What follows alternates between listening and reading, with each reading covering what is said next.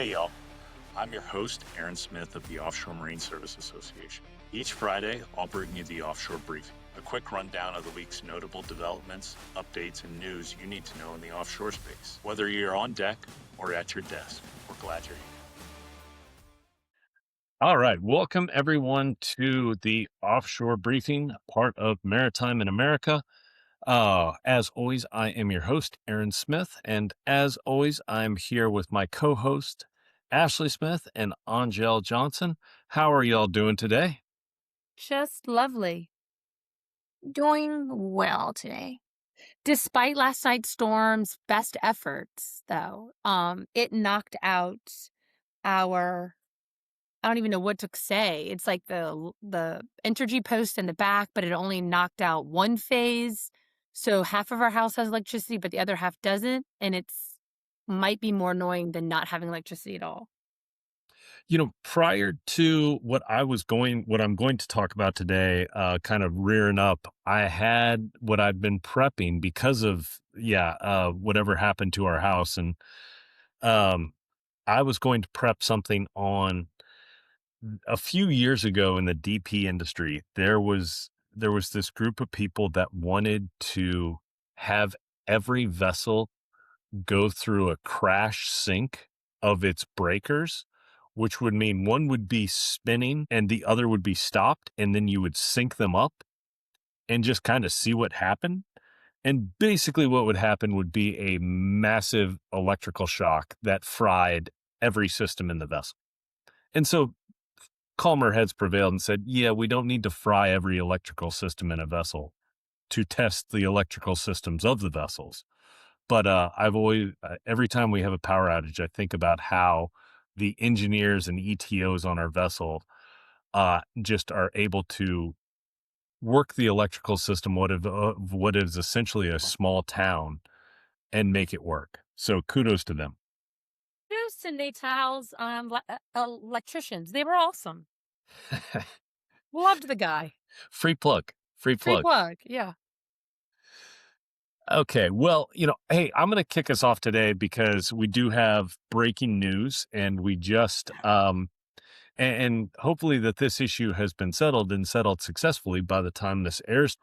But all AMSA members should have seen the press release that we just sent out a few minutes ago on our statement, AMSA's statement on a possible Jones Act waiver that the administration might be issuing, or hopefully hasn't issued by the time of this airing. But as we are recording here on Thursday afternoon, we are hearing lots of rumors that the administration is considering a 30-day waiver of the Jones Act for movement of gasoline and petroleum products to, in what some are saying, would help reduce gas prices.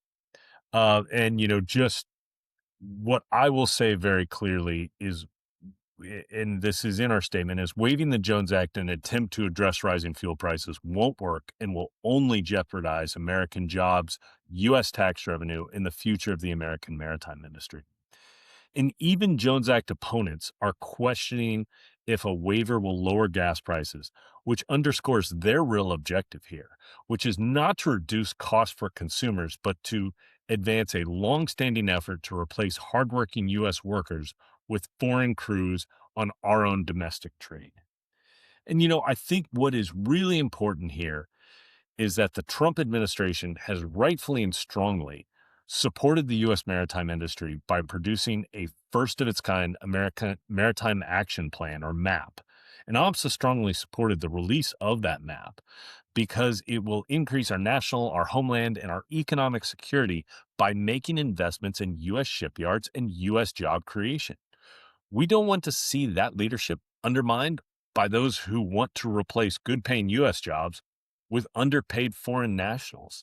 And, let me just tie this to another great action by the administration that they released last month, excuse me. So last month, I don't know if anyone saw, but the DOT put out a new final rule about foreign nationals getting commercial truck driving licenses. And the rule puts a bunch of stops, makes it incredibly hard for an unqualified foreign national to get a CDL. And they're saying that, the release on this cited that there were at least 17 fatal crashes and 30 deaths in 2025 alone caused by non-domiciled drivers of commercial vehicles on our roads. So that the administration is rightfully getting foreign nationals off of our roads. Well, for the exact same reason that we shouldn't have foreign nationals driving trucks on our roads, we should not have foreign mariners uh, driving vessels, piloting vessels, steering vessels on our ports and waterways for the exact same reasons. So, I would link these two. I know they sound disconnected. But they're not. They're not. They're the same. Yeah. It is, let's keep unqualified, unvetted, not up to U.S. standard people off of all of our transportation modes. Point blank, carte blanche, total, end stop. So hopefully this does not happen. We put out our statement. I also saw a great statement that was signed by our friends over at MEBA, as well as the American Maritime Officers, American Radio Association, International Organization of Master Mates and Pilots, Maritime Firemen's Union, as Sailors Union of the Pacific, and the Transportation Trades Department of the AFL-CIO. They have a great statement as well that they just put out. So kudos to all of our good friends over there in the labor community that have put out statements against a Jones Act waiver as well. One more point that I'll point out. I saw a great line earlier this week in relation to another topic, but it totally applies here. And this came from Theo Wood, he is a former Trump administration official from the first Trump administration, and was a former Solicitor General of Idaho, I believe. And he had a statement that was very good, again, about another topic, but I liked it. And it was, quote, "The Cato Institute is best understood not as a think tank, but as a lobbying firm for multinational corporations that depend upon an endless supply of cheap labor." End quote. Totally agree, Theo. That is exactly why the Cato Institute constantly opposes the Jones Act.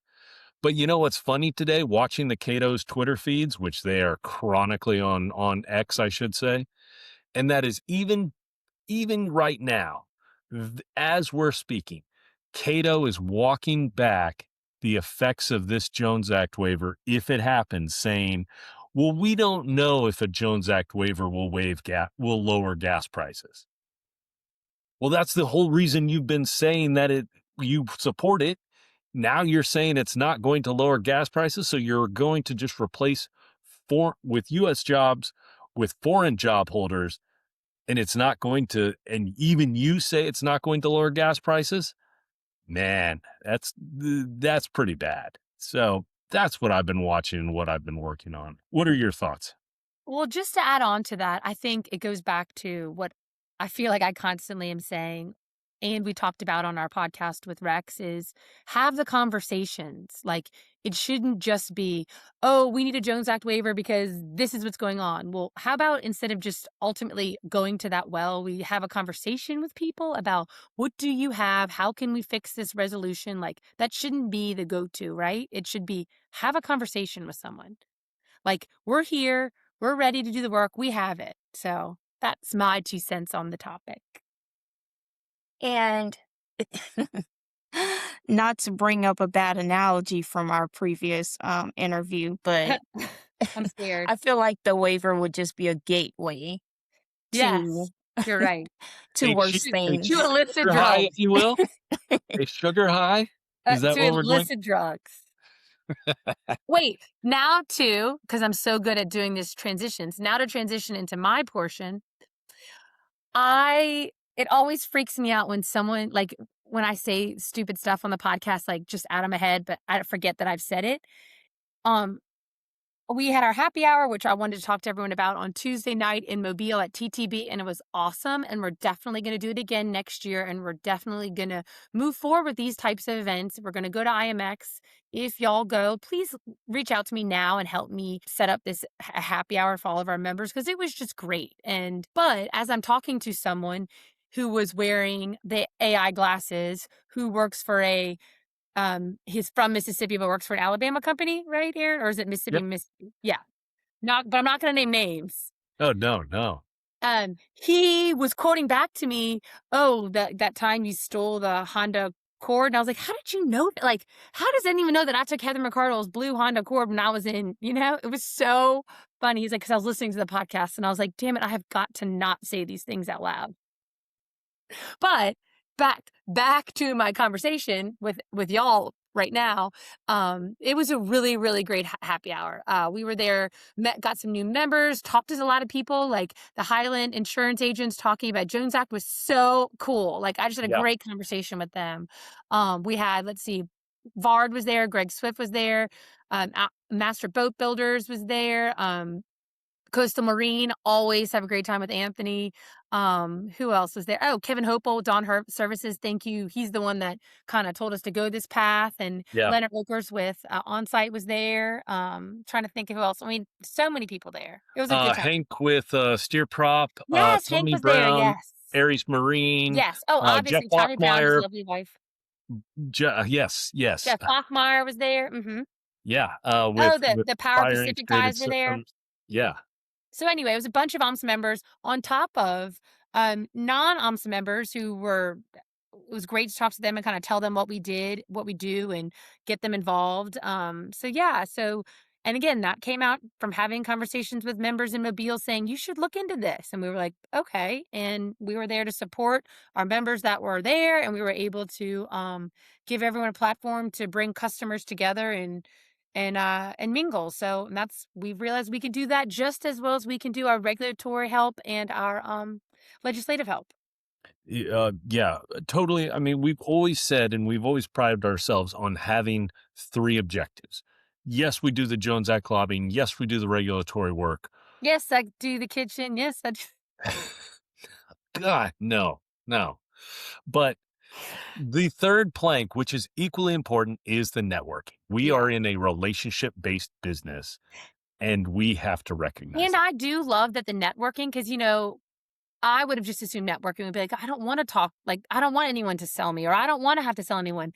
Our networking goes far beyond that now, and it is awesome to see. Like, it's not, yes, you get your business. Yes, it's business. Yes, it's learning about new things. It's just a lot of it. It encompasses all of it. It's not just, it's just not networking because you have to be there. So, because I think we take the informalities out of it. You know what I mean? Or the formalities out of it, make it more informal and more approachable. I find that with the events that we've been doing lately, it just seems more natural and free flowing, and the conversations are just better. Well, yeah, when you have a relationship with someone, it is easier to work with, of course. I mean, that's something that I think our industry is based on. And kind of to that point, I was having and to mention 2 other people, I had a great conversation about the Maritime Action Plan with Lance from Eastern Shipbuilding and Parker from J.H. Mitch. And, I don't think that those 2 knew each other, but having a conversation over a beer about Maritime Action Plan, sparked a relationship between them. So, or over a Surfside, in my case. That's what all the kids drink.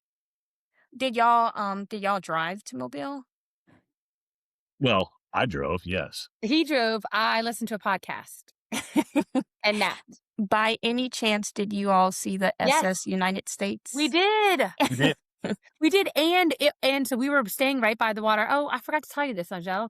And it was, we were like right next to it. They had the stacks were off. I mean, it looked like a ghost. I mean, it was weird. Like, it is picked apart completely. It looks like they took it off the bottom of the ocean already. But it was cool to see because we were just talking about it. And you didn't get any pictures? No, I No, we know. didn't. I'm sorry. We Shucks. also did see two of the Navajo class of Navy vessels that are being built over there, which are built off of. It's a great example of how the commercial maritime industry provides for the national security a- end of the maritime industry, because the Navajo class of vessels is built off of an MPSV design.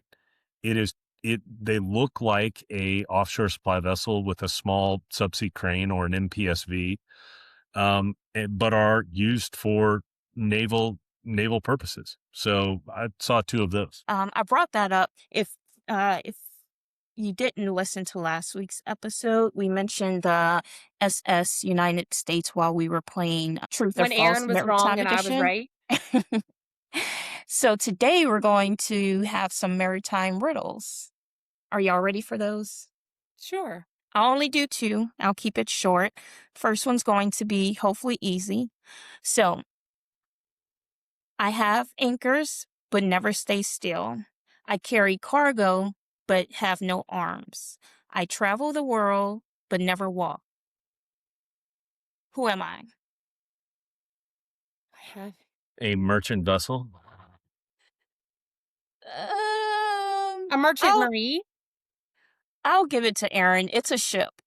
Yeah. Oh. Well, differentiating from a military vessel that does have arms, as in guns. See, Also, what about the vessels that we would invent that have the arms that stop you from hitting things? we're not going back to your ships with arms. I forgot about that. Alrighty, next one. I don't know if you'll get this one, Ashley, but maybe you will. Rude. Okay. Okay. I measure distance, but Uh-huh. never move. I guide ships, but never steer. I live on charts, but not in water. What am I?